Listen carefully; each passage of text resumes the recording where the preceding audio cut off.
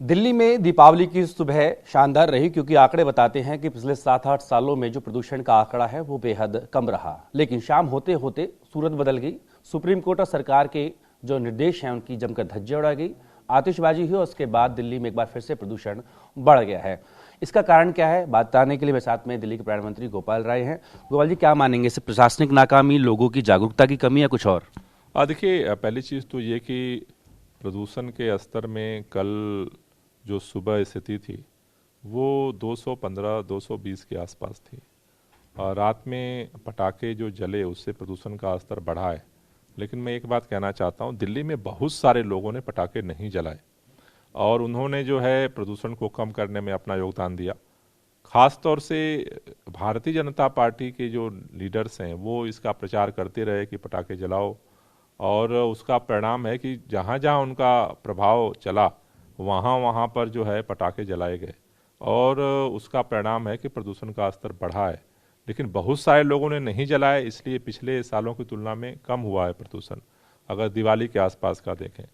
मेरा ऐसा मानना है कि अगर भारतीय जनता पार्टी भी सुप्रीम कोर्ट के फैसले को अगर अनुपालन करने में सहयोग करती और जिन लोगों ने पटाखे जलाए वो भी अगर नहीं जलाते, तो मुझे लगता है कि कल सुबह जैसी हवा आज सुबह की भी होती और ये संभव था, ये हमारे हाथ में था। लेकिन मेरी अपील है कि कम से कम इस पर सभी लोग ध्यान दें और हमें मिल करके जो है प्रदूषण के स्तर को कम करना है। जी गोपाल जी, अब ये स्थिति निकल गई, उसके पीछे पॉलिटिक्स था, कुछ था, वो एक अलग मसला हो सकता है। लेकिन ये बताइए कि आपकी तरफ से जो तैयारियां थी, जैसे कि आपने कहा ऑड इवन दिवाली के बाद समीक्षा करके आप लागू करेंगे नहीं करेंगे उस पर तय करेंगे, कुछ दिन वर्षा की बात है, आपने एक बैठक भी बुलाई है। अब इसमें सरकार का आगे क्या कदम रहने वाला है? नहीं, समीक्षा बैठक हमने उसी लिए बुलाई है कि अभी क्या स्थिति है, आगे का क्या अनुमान दिख रहा है, परिस्थितियां बनने की क्या संभावनाएं दिख रही हैं, उन सारे जो हमारे अभी तक नियम जो लागू हैं उनकी क्या स्थिति है, उन सभी चीज़ों की समीक्षा जो है हम करेंगे और उसके अनुरूप फिर आगे का कार्य योजना बनाएंगे। जैसे कि आप सवाल उठा रहे हैं तो कांग्रेस भी सवाल उठा रही है और कह रही है कि सुप्रीम कोर्ट के निर्देश पे जो दिल्ली पुलिस है उसका काम था पटाखों को न जलने देना। आप भी मानते हैं इस चीज़ को? बात केवल दिल्ली पुलिस की नहीं है, पटाखे तो दिल्ली में कम जले, दिल्ली के आसपास ज़्यादा जले हैं।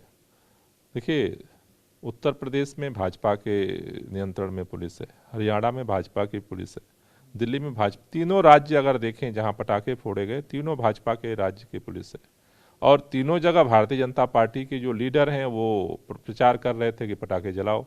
तो मुझे लगता है कि इसका कहीं ना कहीं असर दिखा है। अगर भाजपा सहयोग करती, सुप्रीम कोर्ट के निर्देशों का पालन करती और पुलिस सक्रिय होती तो मुझे लगता है कि और कमी आ सकती थी।